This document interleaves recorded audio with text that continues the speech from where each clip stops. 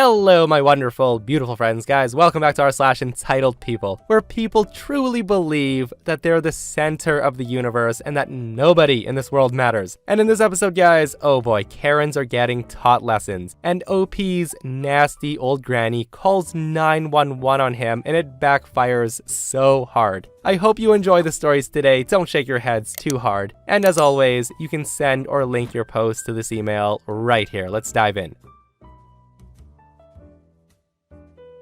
So I'm a hairstylist, and last Wednesday, between clients, I decide to run to the gas station to get an energy drink, and I was hit by a car coming out of the parking lot. My own car was totaled, the cops had to come, and both cars were towed from the scene. I text my next client, apologizing and telling her that due to a serious accident, I would need to reschedule her appointment. She replied that she needed her hair done for the next day, no excuses. So there I was, standing in the street, looking at my car in pieces, on the phone with insurance, fielding questions from the cops, and still texted the salon owner, asking if anyone could take my client today. The owner said she'd figure it out, and she would make sure my client could still be seen. I passed this info on to the client, who said she only wanted me to do it, and she needed me to come in as soon as possible. So in the midst of this, I'm still worried about this client, who by the way is a bad client. She constantly complains about her hair, demands free redos, and only pays about 70% of the typical cost of her services, because she managed to manipulate me into that price point when I was a newer stylist.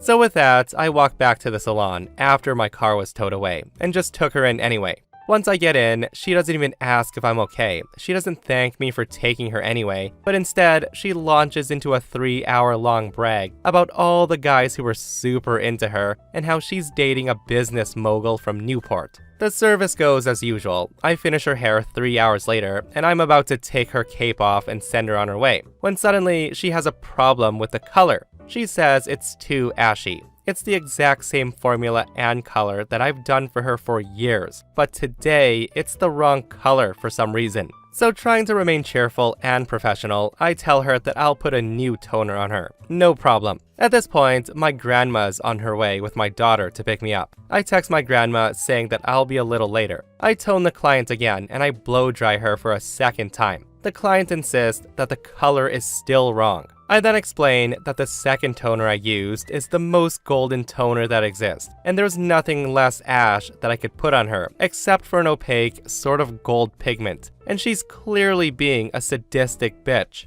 At this point, my grandma comes into the salon and asks if I'm ready to go. My client looks at my grandma and she says, "You need to go do something else. She's busy right now. I can't leave like this." So my grandma goes back to wait in the car. And after being so rude to my grandma, I decide to use a very, very gold color and tone it again for the third time. So she comes back to the chair and her hair is noticeably less ashy because it's practically orange. She then says to me, "I hate this. I'm going to dinner with the guy from Newport tonight. I liked it better the first time. You need to do something else. Just do it like you did it the first time." I say to her, "I've done your hair 3 separate times at this point, packing my stuff up. And as you know, my grandmother and daughter have been outside waiting for me. Unfortunately, there's nothing else I can do, since now there's layers of toner on there and a 4th layer is only gonna make it worse. I hope you have a great week." I then took her payment, which she scoffed and forcefully handed to me, and I left. It was maybe not my most professional moment, but I'd been looking for an escape from that client for years, and it was well worth it because she never came back. Yeah, there is nothing wrong with saying no to a client and just leaving it at that, guys. Like, if she was that bad of a client to begin with, who cares, right?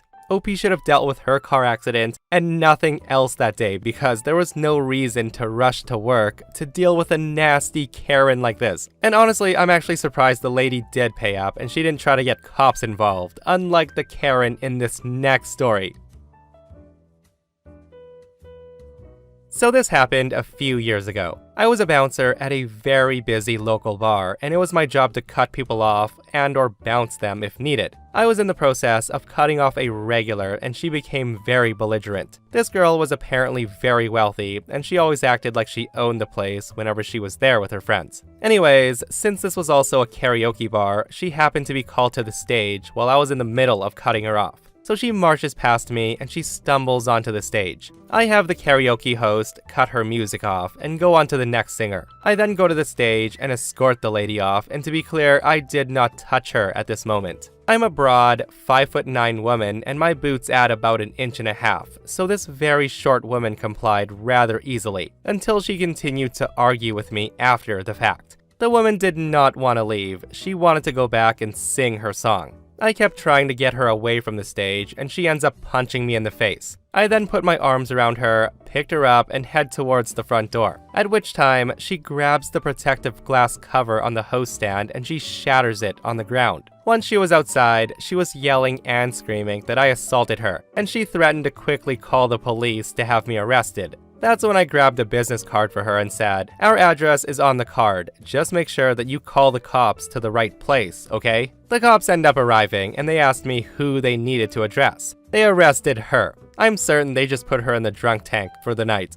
Oh yeah, the only thing worse than an entitled Karen is a drunk entitled Karen. Like, in what world did she live in where she gets to punch someone in the face, destroy store property, and then have the audacity to call the cops? Like, how did she think this was gonna go? And this person shares their similar story and says, "This reminds me of the time my husband and I went to our local pub on a night there was dancing. Well, this guy starts dancing all over me, and then he slapped my butt. I stopped and said, 'Don't touch me,' and then moved away. Well, the dude slaps me again, so I decked him, knocking him into a booth. I then went to the bouncers, let him know what happened, and the guy calls the cops on me. So there I am, outside, 5'4", wearing a dress, waiting for the police to show up. The officers couldn't keep the smiles off their faces as I explained what happened, and then they asked me if I wanted to press charges. Meanwhile, the dude I decked was standing on the other side of the building, blubbering about being hit. We're regulars to the pub, and the whole staff got a kick out of it.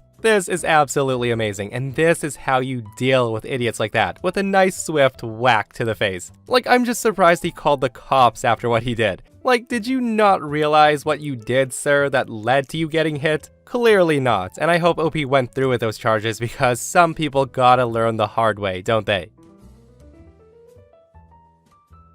So I'm 15 years old and female. This morning, my older brother calls me because the key to his car wasn't working. It was an electric short or something, and he wanted me to wake my dad up so we could bring him the spare, so I did. So my dad drives up to the 7-Eleven parking lot that my brother stuck in and hands me his card and tells me to grab him a Coke Zero and then get myself something to drink and eat. It's 7:30 a.m. I'm wearing fuzzy slipper boots, leggings, AirPods, and a Marvel hoodie. I also have cotton candy pink hair and I wear glasses, and I'm 5'1" and look way younger than I actually am, unless I'm wearing makeup.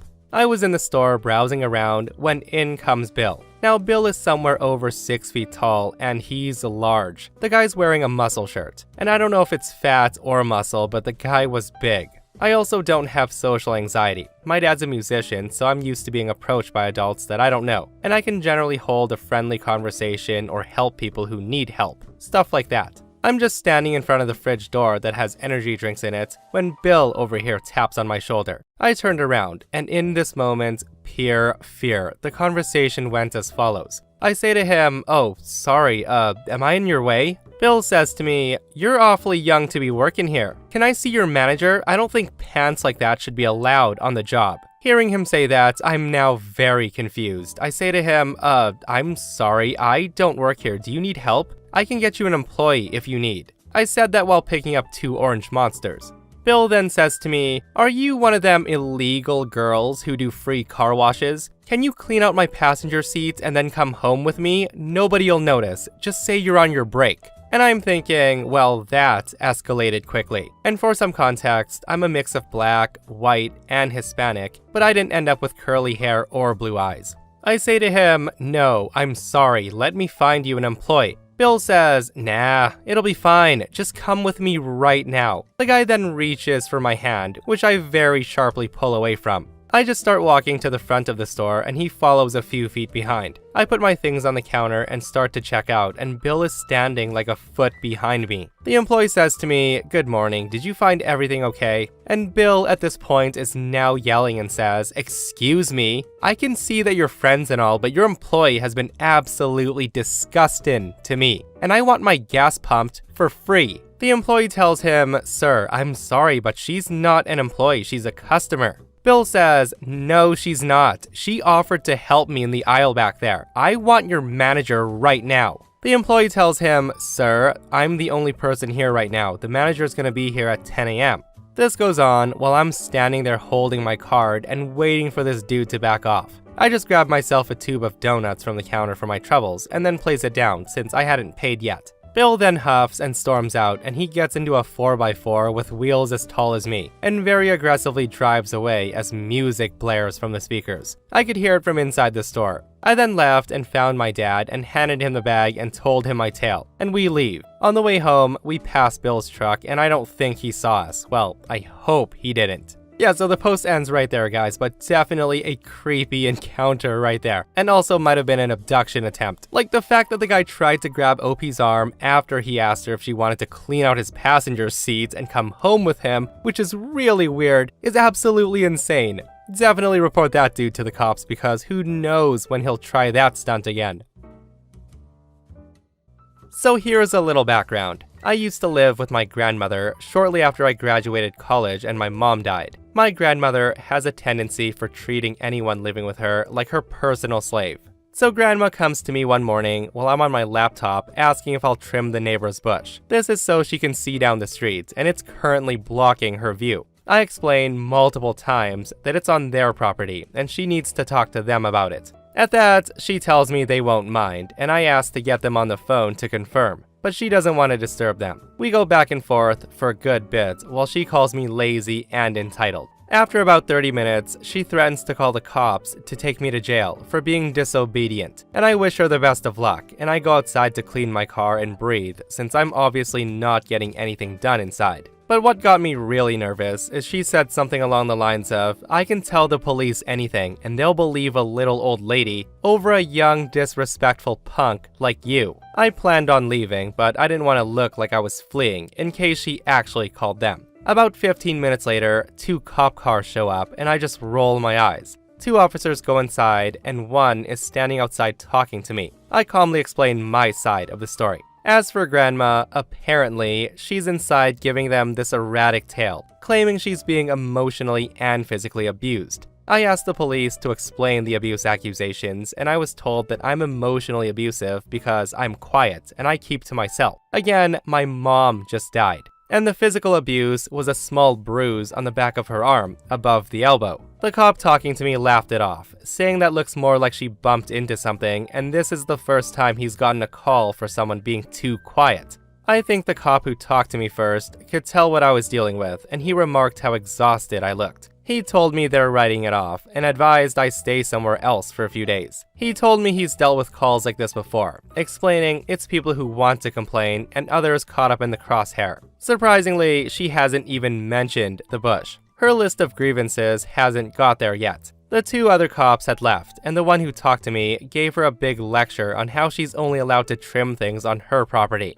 and that you're not allowed to trespass on someone else's property to cut things down or trim bushes. He also told her some stories about some serious altercations he's had to deal with. I'm sure he was giving me ample time to pack up, while also probably venting about this non-issue. I walk out with the officer, and she seems to think that they're taking me to jail, and she smirks at me saying, "I told you." The officer is making sure that I have everything, including my car keys and a safe place to go. He also gives me his card, just in case I need help in the future, or just need to talk. As I'm leaving, I hear her asking the officer if they'll let me out of jail on Monday, because she needs me to run errands for her. And the cop is like, I don't know when he'll return, but you wanted him out, so we're working on that. The cop is smiling, but he's giving off a "lady, that's your problem" vibe. I stayed with my girlfriend for at least a week while getting multiple voicemails each day from my grandmother asking if and when I'm coming home. Guys, I hope that OP never returned home after that, and that the neighbors never trimmed that annoying bush. But with that said, what an evil grandma though. Like, who calls the cops on their own grandson for refusing to do something that's illegal, and then has the nerve to smirk at him when he's being taken away? And as for OP replying to the voicemails grandma's been leaving, I would have left one voicemail before blocking her saying, "Hey, you wanted me jailed, and by the way, Grandma,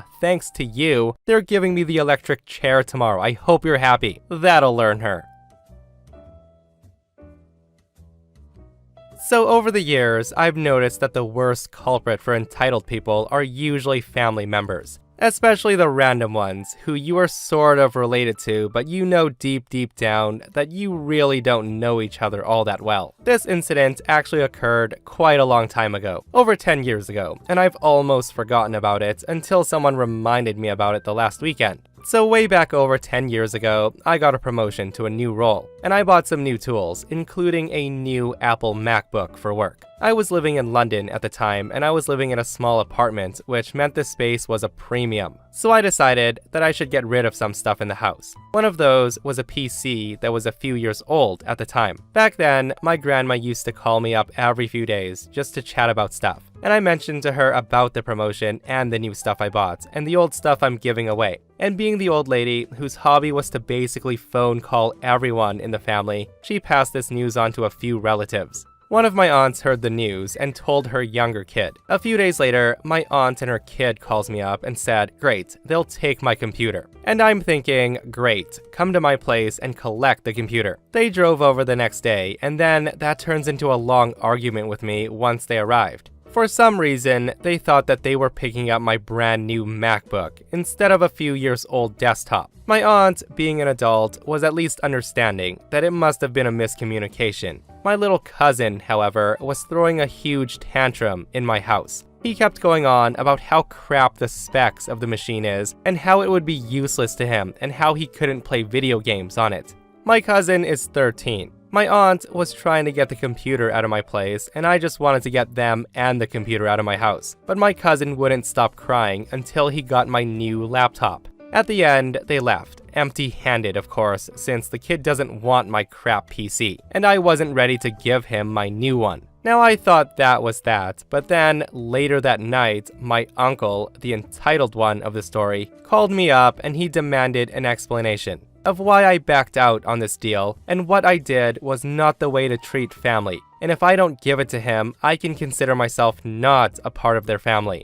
The phone call ends with me hanging up on him, which led to a lecture from my grandma the next day over the phone, and took me an hour to explain what happened. That, of course, led to a lecture from her to my uncle, which led to more phone calls from my uncle and an argument. My uncle complained that his son has no computer to use, and I told him that he can still pick up my computer, which is still sitting at my house the entire time. I didn't get an answer until 2 days later. My uncle sends me a list of things he wants me to upgrade before giving it to his son, the computer that I'm planning to give away, and he wants me to do it with my own money. Obviously, I just ignored them at the time. My family's very gossipy, so very soon, everyone was on me about not giving a 13-year-old my new MacBook. And what happened to the computer? Well, I ended up giving it to a neighbor on the same floor, whom I've talked to a few times. They were in a less fortunate position than us, and their 2 teenage children at the time used to use computers at the school or library for their homework. Once I found out about that, I figured that that's the best place to send my computer to. At first, they refused it because they couldn't give me money for it. But we're not looking to take any money because A, it wasn't worth all that much anyway, and B, it was much easier to bring the damn thing across the hall than anywhere else.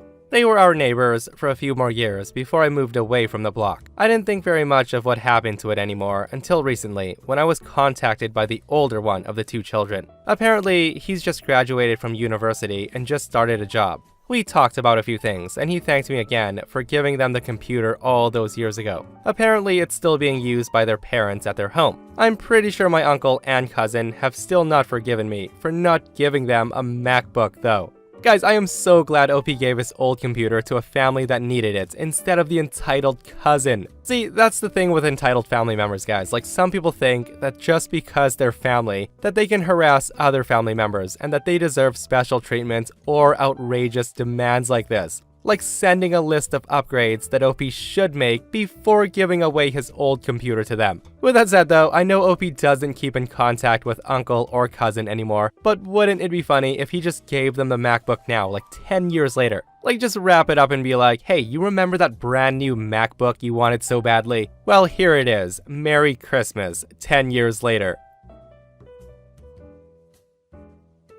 Okay, so this year I went to my fiance's house for Christmas. It was my first time going, as we would typically go to my family's house instead. I got a rather pricey gift from my fiance, Dan, related to his hobbies. I also got nice gifts for Dan's parents, based off of things we talked about with them before. And I also got a small pack of chocolates for each of Dan's other relatives that I didn't know very well. Now, I wasn't expecting many gifts from Dan's relatives because I didn't know many of them that well, but I was certainly expecting more than I got. And I know it sounds entitled, but bear with me. At first, I was excited when I saw that there was a big pile of gifts for me. However, once I opened the first one, it was just a piece of coal. Everyone laughed, and I just kind of laughed along, thinking it was a gag gift, and that the other gifts would be different. But every single one turned out to be coal, all 18 of them. I started to get upset, so I cried and I lashed out at Dan. But he calmly explains that this is a long-standing tradition in his family, where they gift coal to newcomers who are celebrating Christmas with them for the first time. He explained that it's much easier that way since all the relatives who might not know the newcomer well don't have to stress about finding a gift, and it's a fun experience for the newcomer as well. I then told Dan that I can't believe I skipped my own family celebration for this and I left. But now, Dan and some of his family are blowing up my phone, saying that I embarrassed him in front of his relatives, and that I made it awkward for everyone. So am I the a-hole and being entitled over this? Listen guys, I don't think OP is the a-hole for this, and I couldn't imagine being in her shoes, guys, where people are just laughing at me while I open 18 freaking presents, and all of it is coal. So I can see why she cried and was so upset about it. Again, I would be too, guys. Like, if I skipped my parents' Christmas party, all to be a part of some tradition where I get humiliated, it's not a good feeling. And guys, the part that really gets me is her fiance knew she had thoughtful presents for everyone, and yet he still went along with it. Like, even though it's family tradition, I would have at least gotten her something at the end of those 18 gag presents. But guys, let me know what you think. I don't think OP is the entitled a-hole for wanting at least one present. I think at least so. It's been about a decade since this happened. I live on a street where some houses have driveways, but some of us don't. We have to park in the street. We had just enough room to park our 2 vehicles in front of our house. And that's when a new neighbor moved in across the street, who I'll call Brittany. Now, Brittany had a tiny Prius, and she parked it in front of our house a lot because she also didn't have a driveway. The space in front of her house was almost always empty when this happened. At the time, I had a toddler and a newborn, and getting them into the house was a pain, when I had to circle the block and park on the other side of the street, then hauling the car seat in one hand while juggling a diaper bag, groceries, and a toddler that hasn't developed a sense of self-preservation yet. Now, the thing that got to me was that there would be plenty of space for 2 cars to park. But Brittany could not be bothered to pull forward or scoot back. She usually parked right in the middle so no one else could park near her. And one day, I had enough. I hauled the baby, the stuff, and the toddler up to her porch and knocked politely on her door. I say to her, "Hey, I live across the street. I was just wondering if you could park in front of your house instead of mine, please." And at that, Brittany says, that's like really inconvenient for me to drive around the whole block just to park. I say to her, I know, but as you can see, gesturing to the circus at my feet, I have my hands full, and it makes it harder when you park in front of my house. Can you please try to park in front of yours instead? Brittany says, look, I'll park where I want. There's no assigned spaces. She then slams the door in my face, and I'm thinking, oh, it's on. Now, I wasn't sure what my revenge would be, but I knew it would be coming. The opportunity came a couple of days later. I came home, and my spouse was already parked in front of her car. But lo, the next door neighbor wasn't home yet. I could park behind her, but I'd have to scoot up to make sure there was enough room for my other neighbor. They were innocent in all this. So I pulled up behind them and checked the space. There was 2 feet of room. I went back inside my car to inch forward some more. Then checked again, still had a good foot. I kept doing this until there was literally inches between our bumpers. And here's the thing, I had 2 cars at my disposal now, whereas she only had 1.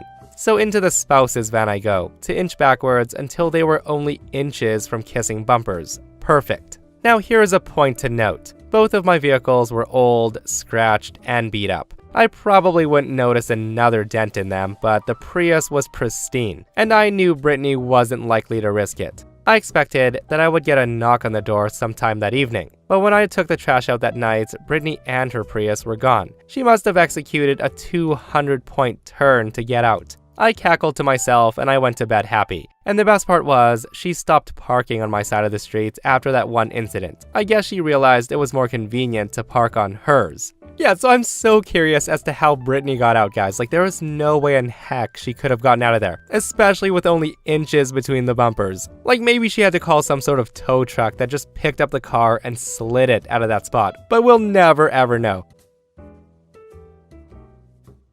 So this happened between me and my dad's girlfriend years ago. Her name is Clara. And to clarify, yes, she's awful, and yes, my dad was dumb to have her, but he had his issues. Me and my dad lived in different houses, basically across the street from each other, so we had keys for each other's houses in case of emergency. My dad also loves road trips, and when he was given a money bonus at work, he planned the trip and asked Clara to come with him. To celebrate the bonus and the trip, they planned to eat accusations, which consists of boiling seafood like shrimp, clams, mussels, and meats like chicken and pig, and some other things in white wine. So they took Clara's car and went to buy the things. That day, I went to spend a 3-day summer weekend in a friend's house, so I closed my house and left. When I came back from my friend's house and opened the door, a stench smacked my nose. It came right from the kitchen. Now I was sure that I left no garbage there, but when I looked in the can, there was a lot of seafood shells and other things, stinking up everything. My first thought was it was Clara. They were going on vacation and they didn't want to leave those nasty shells in their house, so she decided to use my garbage. So I phoned my dad and asked him how was his trip. He said it was awesome and that he would be returning in 4 days. I asked if he'd entered my house before leaving and he said he hadn't. So I took pictures of the stinking mess to be shown later. I then spent a lovely evening cleaning and de-stinking my place and thought of something when I saw Clara's car in the yard. I entered Dad's house and saw Clara's car keys. So I went to the market and bought some of the same seafood I found in my garbage and proceeded to spread it in Clara's car. I put some clams under the seats, some mussels in the trunk. I even stuck some shrimps in the vents of the air conditioner of the car. Everything was left in a closed car under the sun for 3 hot summer days, a lovely 4-wheeled oven. When Dad and Clara came back and she opened her car, I just heard the screams of Clara blaming me for that. So I went straight to Dad, showed the pictures I'd taken of what Clara left in my house, and he starts laughing. Clara then looked at Dad, and he said to Clara, "You're both adults, and you started this." To my delight, my dad told me that it was only after she cleaned the car's insides that she turned on the air conditioner of the car, and she felt the wonderful smell of those hidden shrimp. Oh my goodness, guys, like, just imagining raw seafood stewing in a hot car for 3 days, like, that smell must have been absolutely disgusting. Like, just thinking about the nasty smell hitting Clara in the face is making me gag. And I think what OP did was fair after the stunt she pulled. Like, for sure Clara knew what she was doing. And I know she was going on vacation, but she could have easily taken the seafood garbage, bagged it up, and threw it away outside in a dumpster or something. But no, it had to be in OP's house. So yeah, well deserved, I think so. So my friend keeps a very clean yard. In the fall, he likes to get all the leaves before it rains, and they become a bitch to pull up. His neighbor doesn't care about his yard. The guy's owned the house for a few years, and he still hasn't moved in. The guy lives a few states away. As my friend was finishing sucking up the leaves with his machine, some of them blows into the neighbor's driveway. Maybe like 20 leaves total. My friend finished up and went inside. About 20 minutes later, there was a knock on the door and a squad car outside. The officer said they received a complaint about leaves being blown onto his driveway. The neighbor had been watching his doorbell camera and decided that this warranted police intervention. Now, you could tell that the officer was visibly annoyed as my friend asked the officer to look at his yard and then his neighbor's. Now here's the petty revenge. The neighbor had an old car shipped and dropped in his driveway 8 months ago, where it's sat ever since. And remember, he lives a few states away. While my friend told the officer that he would clean the leaves promptly, he then asked the officer if he could do him a favor, check the car for proper tags. The officer saw the car in question and he gave a slight smile. While my friend was cleaning the leaves out of the driveway, the officers were walking around the car looking at the VIN and running information. You could hear the neighbor on his doorbell asking what the problem is. There's a law where I live where any car that's in the driveway must have tags and insurance on them. The police gave him a call and told him that his car was in violation and he either needed to put the car in the garage, which would need to be lifted and dropped in the garage, or get the registration, insurance, and an inspection on the car that can't be driven. The officer then told him that he has 2 weeks to take care of it, or they'll be back to tow the car and ticket him. In the end, the neighbor cost himself a 10-hour car ride to get his car lifted and stuffed in the garage, all over a few dead leaves. Well guys, the neighbor obviously didn't know one of the biggest rules in life, which is never call the cops when you're committing an infraction or crime yourself. And again, the neighbor totally deserved it because who the heck calls the cops over like 10 leaves being blown onto their property? I can't believe how petty some people can be.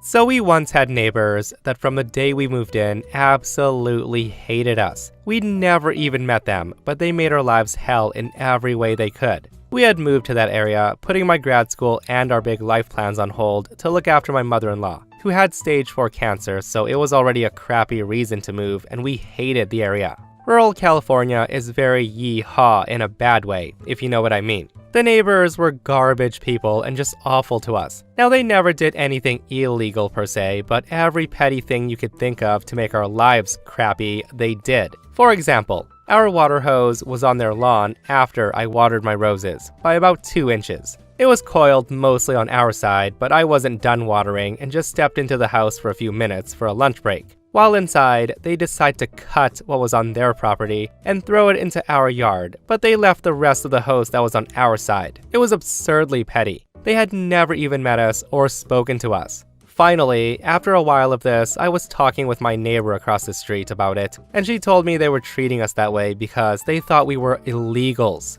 Now, I'm Native American and my spouse is Hispanic, but they thought we were both Mexican. I asked why they thought we were from Mexico, and she said before we moved in, some of our forwarded mail accidentally ended up in their box, and it had, quote, your Mexican address on it. New Mexico. We're from New Mexico. These idiot racists thought we bought a home in an upscale neighborhood in coastal California with cash, and we came straight from Mexico to do it, so we must be part of a cartel and here illegally. They had concocted this whole narco scenario because my husband's last name is Lovato. We're also darker than they deemed appropriate, and they didn't know New Mexico is an effing US state. It was all so absurd. But don't worry, the story has a happy ending. When we moved out after my mother-in-law passed, I wrote them a long letter telling them how embarrassingly stupid they are and how they were giant a-holes for making what was already a hard time on my husband who's dealing with the slow death of his mother an even worse time, so I hope they're proud of themselves. Now here's the petty part. We then stole their cat. Now, before you get upset at me over this, let me tell you a few things about the cat. They neglected him, and they left him outside, covered in fleas and fending for himself day and night, in the terrible heat of summer without water and in the freezing cold of winter without shelter.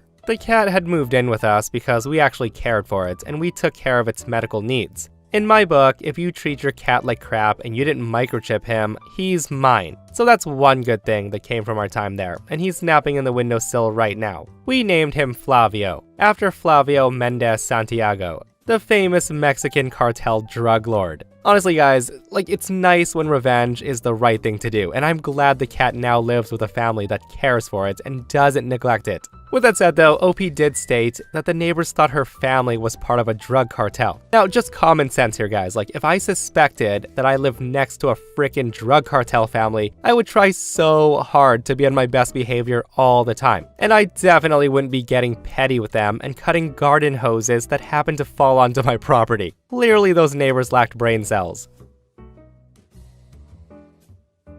So I work for a public library in a small town, and we have a policy that if anyone calls or comes in looking for someone, we are not allowed to tell them if they're here or not, or where they can find them. This is for cases where someone might be looking to fight someone, or a random person's looking for a child that may or may not be theirs. Now with that in place, let's set the scene. I was working last night, and around 6 p.m. I get a call and I answer.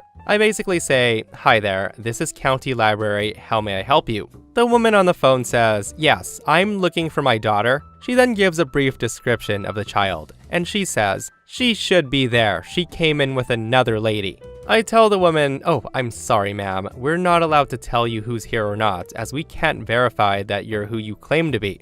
At that, Karen says, "What?" So I tell her again and say, "We can't tell you if a child is here because we can't verify that you're the parent." Karen says, "What the hell?" She then pauses, and I can hear her yell to someone in the background. She says to them, "They won't tell me if she's there because they can't verify that I'm the parent of my own damn daughter. How stupid is this?" The woman abruptly hangs up the phone. Since we're the only two there closing for the night, I tell my coworker we might get an angry lady coming in looking for a child. And she already knows that we can't tell her anything.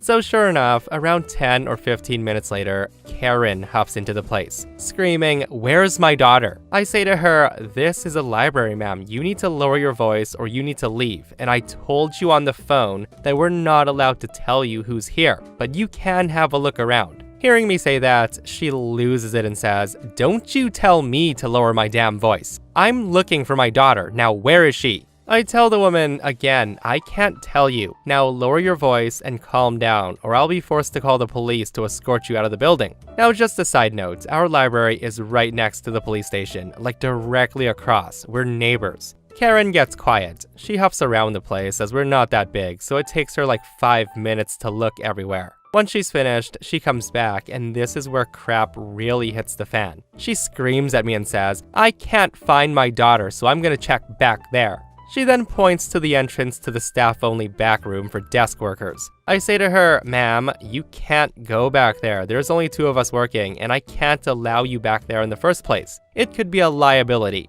Karen says, "Well, my daughter could be back there." I tell her, "Ma'am, that's the staff room. 1000% your daughter's not back there. Now I'm gonna have to ask you to leave because you're being disruptive and disturbing the peace." At that she says, "No, I'm calling the police. You're holding my daughter hostage." She then proceeds to actually call the police while I just sit there dumbfounded. About 5 minutes later, 3 police cars arrive for a retrieval of a child who's not even here. As they walk in, Karen starts screeching, "They have my daughter locked up in the back and they won't let her out." Hearing that, the police officer looks concerned because we're a public library, and I have to explain what's happening, and I have to unlock the staff-only door for them to search. An officer goes and looks around back there and then comes out and says, "Lady, there's no one back here. Do you know where your daughter was last?" Karen says, "She was here last, and this jackass wouldn't tell me if she's here or not." She then looks at me and screams, "You're the reason I can't find my daughter." I then tell the officer, "Our policy is we can't tell you if someone's here. It's to prevent people looking for their drug dealer, a specific person to fight, or in the case of children, so they're not abducted. We can't confirm you're the parent." And photos don't help because we don't know if they're not allowed to see their child because of visitation issues from divorce or a loss of custody. In this case, it was the very last option. The police officer just shakes her head and looks at Karen and says, "Did they tell you this already?" Karen starts saying, "Yes, but..." She then starts choking up. At this point, an older woman and a girl walk in with snacks and a drink. The old woman starts to yell and says, "Why the hell are you here? Did you come to see Emily? Are you insane? We've discussed this many times with my son that you can't be popping up trying to see Emily." Karen then screams, "But I miss my daughter. I wanted to see her." The old lady then tells police she lost that right when she left her daughter in a car to buy drugs and she disappeared for hours. You're lucky she's even here. Karen starts to bawl. The officers split up and they talk to the old woman while the others detain Karen to see if she needs to be arrested. Sadly, this is where it ends as we're not told anything, but it was really effing crazy and pretty fun. I mean, we get a lot of weird people who come in, but by far, this is the most exciting. Guys, that was a wild ride, and I'm glad that policy is in place to avoid people like Karen coming in and taking her child away when she's not even supposed to have custody. My goodness. With that said, I'm glad Karen called the cops on herself because she might have also not been in her right state of mind. Like, the woman seemed pretty convinced that the library was holding her daughter hostage. Again, guys, I never knew that was a policy for a lot of places until reading the comments, and for good reason. This person says, "I also work at a library and we've got the same policy. So do the other 2 library systems I've worked for." For the same reasons too, we don't know who the person is in relation to the kid, but we do have a teeny loophole for the regular kids. I tell the parent that if I see the child, I'll tell them their parent wants them to call and make it clear that what the kid actually does is up to them. That way, the parent doesn't know if the kid's there or not, and the kid knows whether to call that person. So I live by a river, and every now and again, the ski club there hosts events like open days or concerts and parties. They also have a small caravan park for people to stay. Now and again, some kids staying over or whose parents are at an event will go on a children's climbing frame that's in this unfenced area of our garden. I also want to note that this climbing frame is fully on our property. There are signs saying it's private property, but we're not too bothered when kids play on it because it's only sometimes. Recently, the ski club hosted a beer festival and it ended up being very popular. This meant so many parents decided to take their kids to the ski club for the day. On that morning, I was woken up by dozens of high-pitched screams and I looked out of my window to see what's going on. To my surprise, there was about 20 to 30 kids all playing on my climbing frame out in the garden. I realized what happened and I was furious. All the parents had left their kids at our climbing frame to entertain themselves while they all got drunk. So I decided to go out there and basically tell the kids that they can't play here. They all left, and we finally decided to flip over my climbing frame as a passive-aggressive way of saying F off. But soon after, some parents came and they flipped it back over, almost destroying our fence in the process. And it continued to drive us all slowly insane.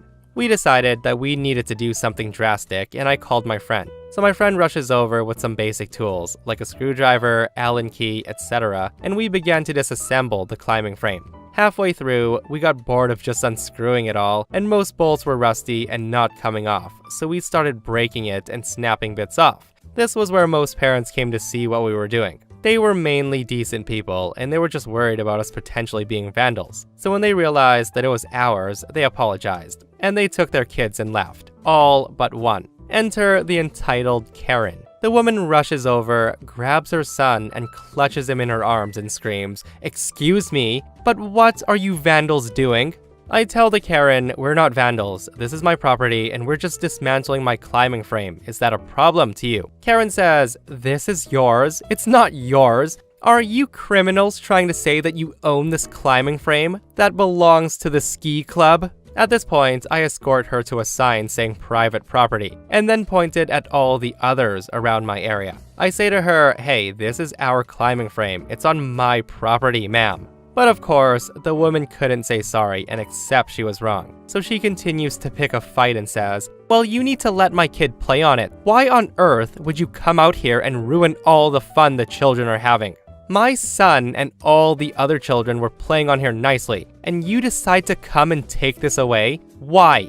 I tell her because they're distracting us and it's private property, ma'am. And some kids aren't even playing on the climbing frame. They're coming into my garden and destroying my plants. It's at that point she says, "Well, you need to fix it before I call the police on you." This is the point my friend pipes up and says, "What's the police gonna do? Are they going to arrest us for destroying a climbing frame that's on my friend's private property that belongs to him?" Karen's red with anger at this point, and she begins screaming at my friend how he should respect her and not be this arrogant craphead. I get on the phone with my wife and I tell her to get here to talk some sense into Karen as she's way better at this stuff than I am. I loudly say, "Hi, this kind lady is mad that I'm breaking our climbing frame and saying I don't live here. Did you want to come down here and talk to her?" As soon as Karen hears me on the phone, she storms over and says, "Listen here, ma'am. Your evil husband is vandalizing a climbing frame and denying my child his right to play. You should know that you're married to a monster."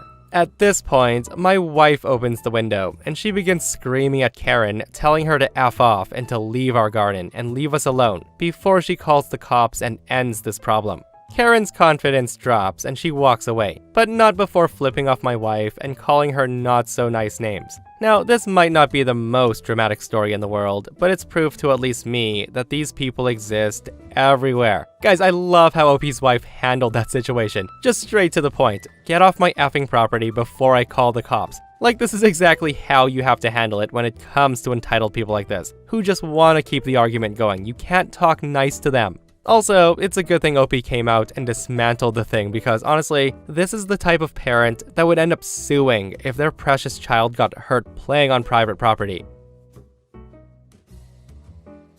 So this story is from late September. It's the day after my birthday, and I was stoked to exist due to the wonderful birthday I had. Unfortunately, it was a Monday, and I had to commute to my university for class. No problem, since I was in such a good mood. I drive as normal, singing along to the music I had playing in my car. I took my exit as normal as well. However, when I got to the end of the exit where the stoplight is, a car ends up trying to switch lanes without signaling and ends up hitting me. The exit has 3 lanes towards the end, 1 to go left, 1 to go straight, and 1 to go right. I was in the middle lane, trying to go straight, and the car that hit me was in the left lane. I was terrified because this was my first accident. So we pull out of the exit and go into a nearby parking lot to call the police. And this is when the BS begins. The dad steps out of the driver's side of his car and he comes over to my passenger side window and he bangs on it screaming, "Why did you hit my car? Why did you hit my car?" His son, who's standing right behind him, says, "Yo, what the F, lady? Do you know how much my dad's car is?" Now looking at it, I could see it was a Lexus, so I assumed a lot of money.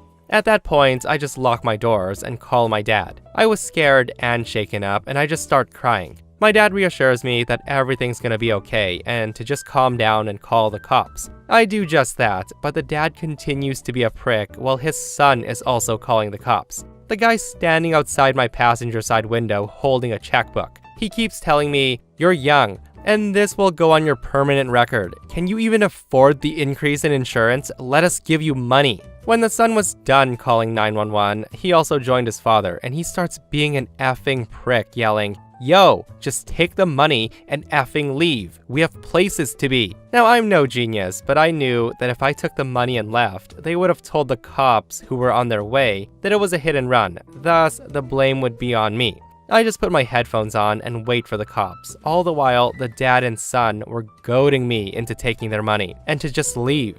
The city police eventually come to the lot. When I saw the cop pull up, I put away my headphones and I step out of my car. The dad then marches straight towards him and starts screaming that I hit him while merging into the center lane. When the cop came to me, he told me that it's out of his hands since it was on a state highway, so state police was on the way. The officer then had the gall to tell me, "Drive responsibly next time," when it wasn't even my fault and without even asking for my side of the story. I get back in my car and lock the door once again as I waited for state police. Again, the dad and the kid were at my window banging on it, telling me to take their money and save my permanent record. The state police eventually arrived and they did their jobs. They asked me to tell my side and they asked the dad to tell their side. The dad and son said the exact same thing they told the city police, that I hit them while merging lanes, and I said the opposite.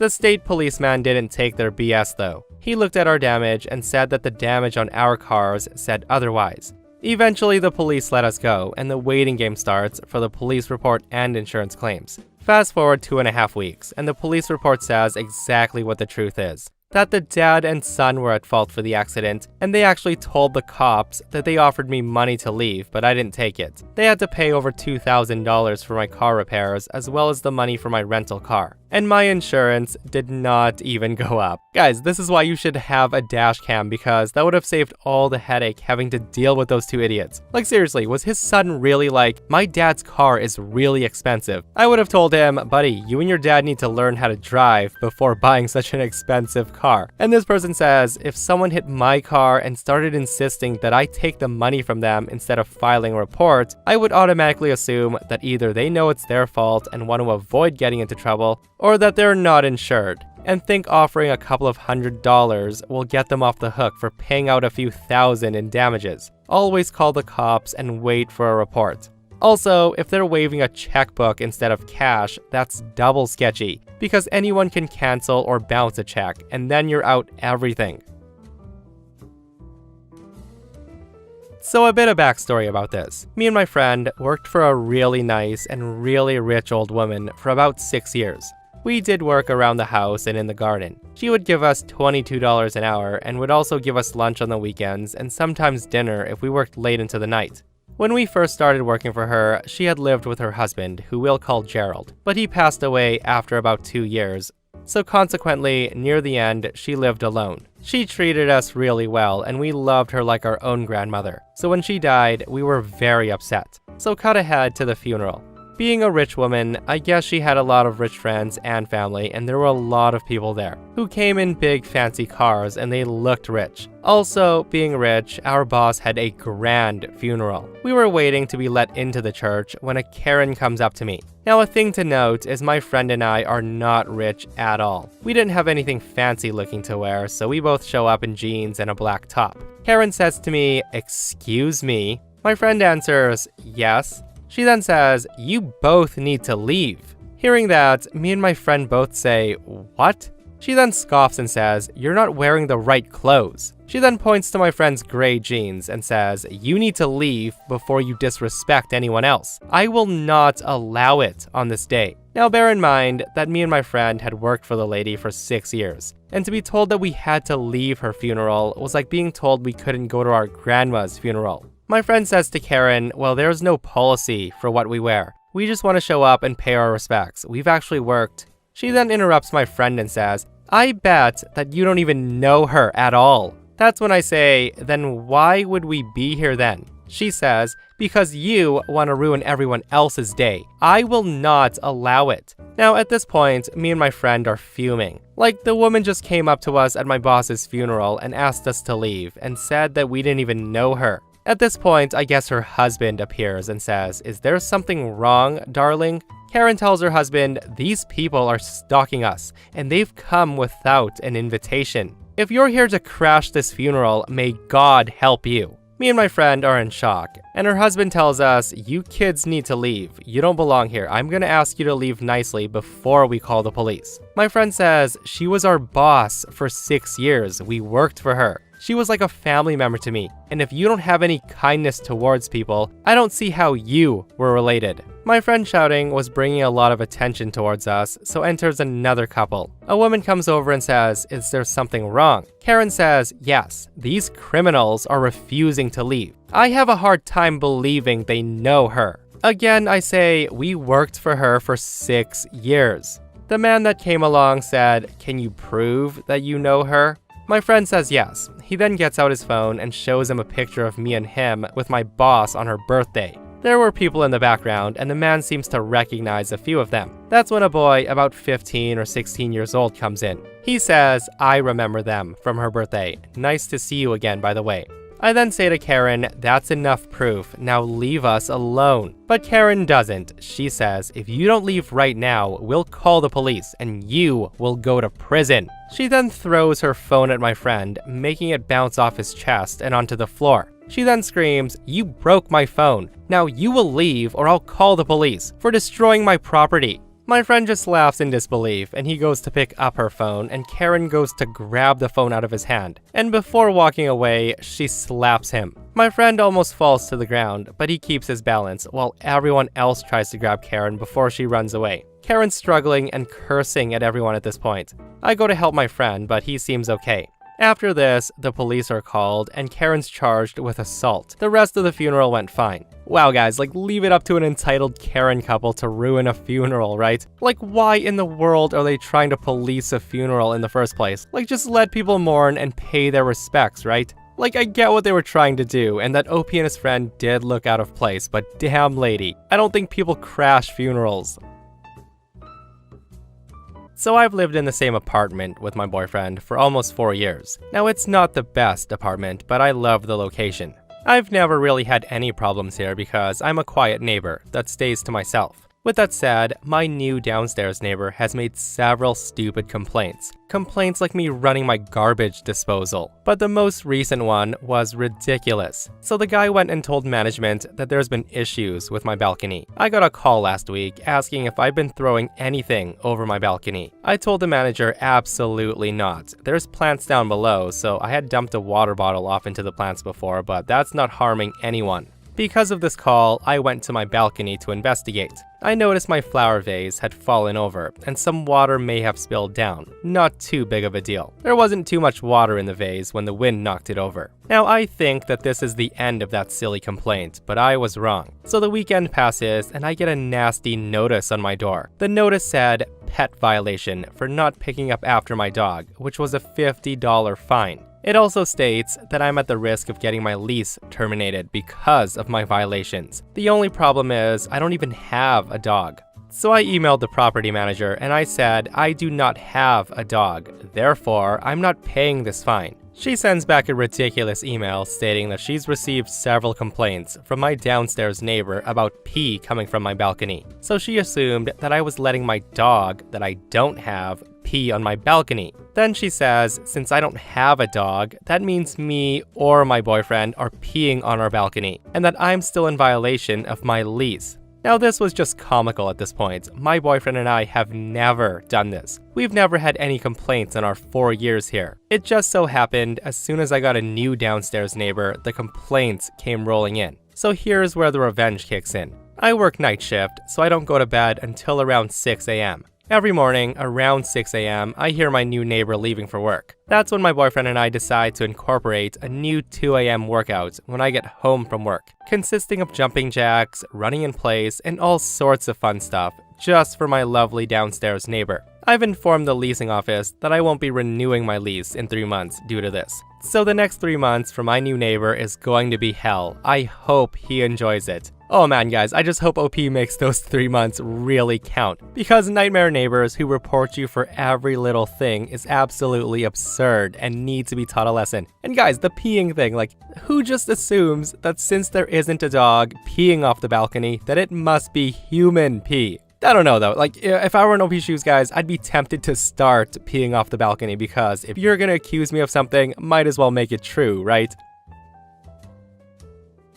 So I, a 34-year-old male, lived in a nice quiet neighborhood. Most of my neighbors are elderly and we get along pretty great. That was until my new neighbors moved in. A couple are around my age with a baby and a dog, and they never pick up after their dog. And yes, I've asked them to pick it up more than a few times, and it got to the point where I stopped asking. It's annoying having to watch my steps walking in my yard, and I feel I shouldn't have to pick it up. I've tracked dog crap into my house once, and it was late at night, and it sent me over the edge. But I kept my cool, because I hate blowing up on people. And plus, I've asked, so they know it's out there. Their dog also barks constantly day and night, and lunged at a couple walking by, and is never on a leash. Never on a leash. I don't know what breed it is, but it's a massive dog, easily over 110 pounds, like it's a big dog. The police even came to their house, telling them to leash the dog or animal control will be called. Our HOA states that all dogs must be kept on a leash,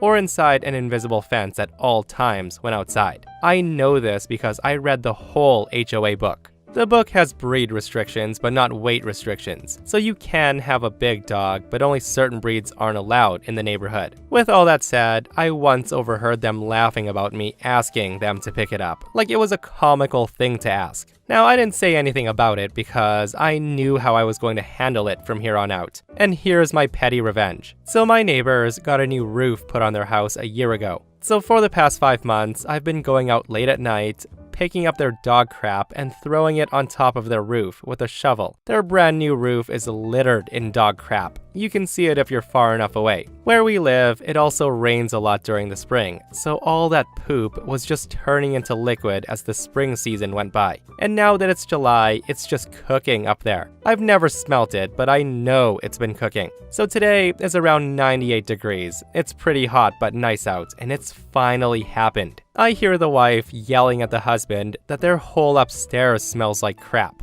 I can hear this because I'm sitting on my back porch right now sipping some iced tea. They can't figure out why or how, and the gagging is what made me laugh the most. I don't want the dog hurt or killed. I know it has to go somewhere and it can't hold its crap forever. I know this, but pick up after your dog. It's not my dog and I shouldn't have to clean up after it. You're welcome, neighbors. Signed, Petty Neighbor. Guys, I love this petty revenge so much because people who don't pick up after their dogs are horrible people and they deserve this happening. And hey, OP's just returning what's rightfully theirs to begin with, right? And guys, I can only imagine how many dog turds were on that roof. Like 5 months worth has gotta look ridiculous up there. And this person comments and shares their similar experience. This person says, years ago, I had a neighbor who didn't pick up the poo. So I would scoop it up, walk it back to their house, sometimes only 20 or 30 feet behind her.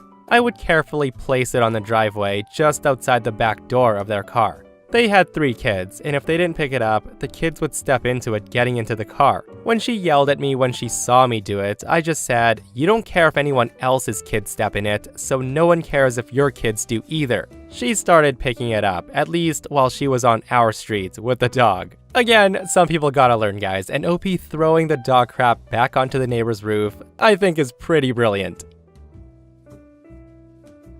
So I'm house sitting at the moment for my cousin. They live in a pretty swanky neighborhood full of McMansions. Nothing too fancy, just your common upper middle class suburban development. Anyhow, over the past few weeks, they've been having a new porch installed on the back of their house. The crew has a trailer parked out front so they can lock up their tools at night, which is no big deal, right? Well, apparently it is. This evening, I get a knock on the door. I'm always wary of solicitors, so I make it a point to look out the window before answering the door. After hearing the doorbell, it takes me a minute to get to the window. As I look outside, I can see a woman walking away with 2 little dogs. One of the dogs stops and proceeds to crap on my cousin's lawn. I wait until the dog's done and I open the door. By this time, the woman's beginning to walk away, but she sees me and she turns around. The woman introduces herself as a board member of the HOA, a homeowners association, and she looks very annoyed. Without taking a breath, she launches into a lecture about the trailer parked out front. How she's lucky to have walked by and caught this horrendous violation of the HOA rules, and how the trailer is an eyesore on the neighborhood. She then says she won't report me to the board, and she suggested a fine if I remove it immediately. I calmly inform her about the patio construction and how the crew needs to store their tools and materials at night, but she's absolutely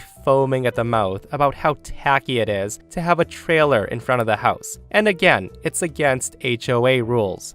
That's when I calmly inform her that I'm not the homeowner nor the owner of the trailer, and there's not much I can do about it, especially at 6:30 p.m. on a Friday night. Nevertheless, she's adamant that I do something. By this point, I'm fed up with this woman who obviously has nothing better to do with her evening than bother her neighbors with bullcrap. So I look at her and I casually say, "Hey, just out of curiosity, what's the fine for not picking up after your dog if it craps on someone else's lawn?" And I tell ya, the look on her face at that point was classic. The woman stutters a bit before telling me that she would have to look into that. I told her that I'd be grateful if she did because my cousin's been suspecting a neighbor of letting their dog poop on his lawn. So he set up a video camera in the window to catch the culprit. Upon hearing the word camera, the woman gets a little flustered and told me to forget about it, and just to tell the patio crew to hurry up, and then she walked away with a huff. It's a small victory for sure, and quite satisfying nevertheless.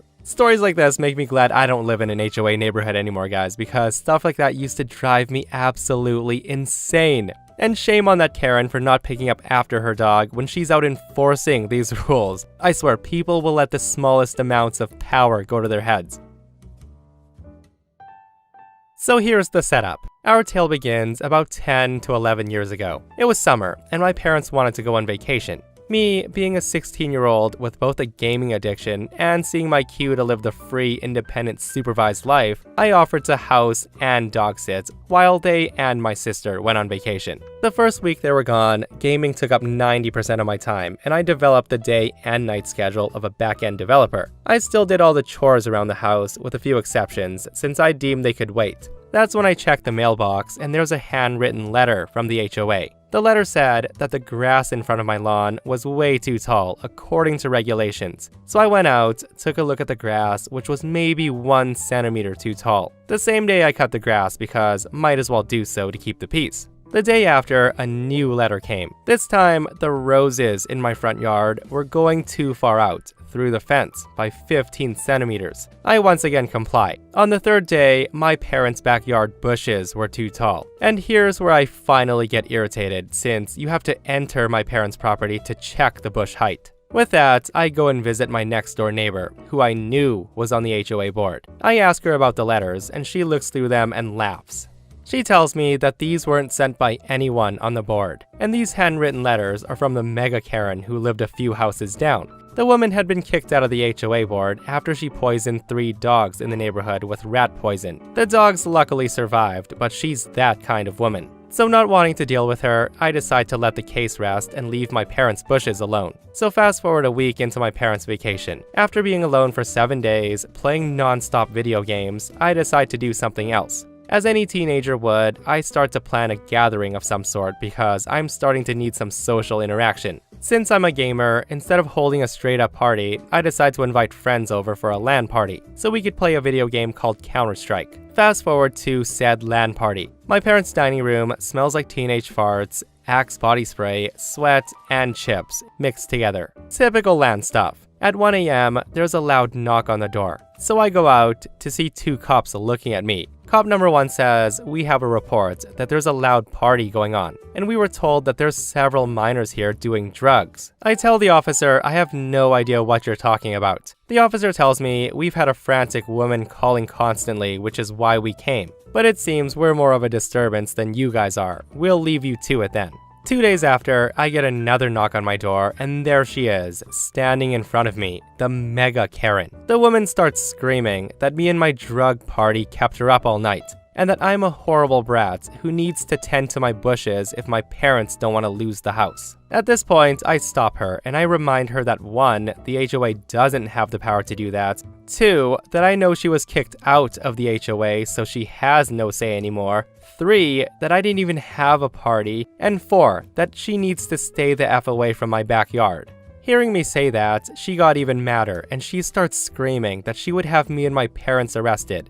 And then she admits that the poison treats were meant for my dog as well. I slammed the door at this point. She had royally pissed me off because no one threatens my good boy. No one. So here's my petty revenge. I had about 4 days before my parents returned, so I made them count. I went over and talked with the neighbors surrounding her house. I told them that I would do all the yard work for them, which involved loud equipment around her house. Legally, we were allowed to make noise from 8 a.m. to 8 p.m. with yard work. So with that, I began. After the first day, Karen came out and she screamed at me because she knew what I was doing. She even threw a rock at me, but I didn't care. I was gonna make as much legal sound as possible. Whenever she complained, I just told her that her plants weren't up to HOA standard. So Friday rolls around and it's 8 a.m. Me and my friends are gathered bright and early in front of her house. We have all the tools ready. We turn on the speaker, and the speaker's set to the exact legal limit of how loud the music's allowed to be. And with that, Karen lost it. She screamed constantly for an hour and even called the cops twice. But there was nothing they could do about it. I was just doing yard work. If she wants to complain about a loud party, we'll give her something to complain about. We kept it up to the exact time limit.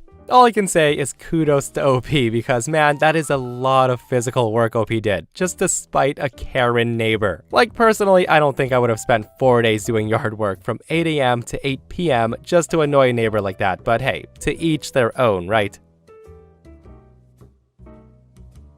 My wife and I live in a condo in a nicer part of our town. Not Beverly Hills or anything, but it's nice, quiet, and safe. We have neighbors that are the exact opposite of that. They're rude, loud, and unsafe. When they first moved in, I was nice to them. I would say hi, offer to help carry things, and corral their kids. I tried to be welcoming, but also wasn't super pushy with it. I wasn't the neighbor that would go to your door and say welcome, but if I saw you in the parking lot, I would say hi, and if we knew each other, we'd chat. Anyways, I've always been nothing but polite to these people, and they've been nothing but rude. They would flip me off when I said hi, yelled at me when I stopped a ball their son dropped from going into the parking lot, all sorts of stuff. So after a while, I gave up on trying to be friendly. I wouldn't be rude, but I wouldn't greet them or go out of my way to help them. It turns out that they're rude to everyone. My next door neighbor, who's a kind old man, once asked them to pick up trash they dropped in front of his door, and they called him names for it. They've also kicked my pumpkin every year, and they've ripped my Christmas lights off and cut my inflatable decorations that I put out.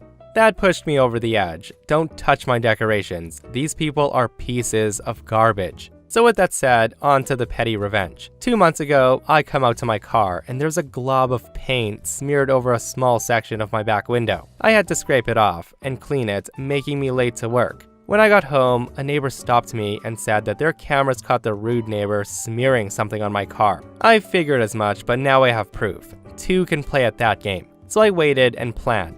I walked out of my complex frequently, taking note of who had cameras and where they faced. I waited until last night, when they parked their car out of sight of any units with cameras, and I went out at 1:30 a.m. to exact my revenge. I went to their car, and I let out the air from their tires. Not fully flat, but enough for them to notice right away, and not be safe to drive. At least over half empty. After the tires were flattened, I put their valve caps back on, but I added a special surprise. I added an adhesive called liquid nails, a super strong super glue. Not a ton, you can't really see it when you walk by, but it's enough that you'll never get those caps off without ruining the stems. After work, a neighbor stopped me on my way to my door and said they tried to get the caps off to fill their tires, but they couldn't. So they had to call a tow for their car and then get an Uber to get everyone to school and work. Today was also our last day before we moved into our new house, so I'll never see them again. I've never felt happier than today, knowing I'll be rid of those asshats. Guys, that was a perfectly executed petty revenge. And super gluing those valve caps on, holy cow was that ever evil. But hey, crappy people should get a dose of karma, shouldn't they?